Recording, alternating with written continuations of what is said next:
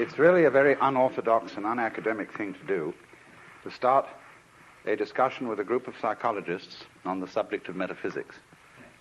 But we have to do that. Because a lot of people say that their approach to life is scientific as distinct from metaphysical, and that metaphysics is bosh anyway. But everybody, by virtue of being a human being, is willy-nilly a metaphysician. That is to say, everybody starts from certain fundamental assumptions as to what is the good life, what he wants, what are his, shall we say, axioms for living.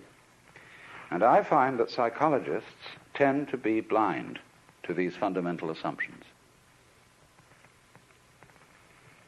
Maybe it's truer of psychiatrists than it is of psychologists, but they tend to feel that they are scientists.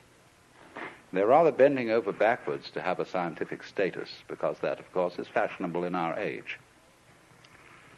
But you know, it's so amusing that when, say, let's take psychoanalysis, for example, as pointed out to many philosophers, that their philosophical ideas are capable of being shown to have a psychoanalytic reference.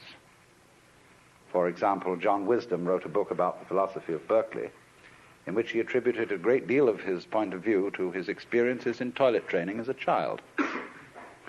The philosopher is very grateful to the psychoanalyst for revealing to him his unconscious and its emotional contents. But the psychoanalyst must in turn await a revelation from the philosopher as to his philosophical unconscious and the unexamined assumptions which lie in it.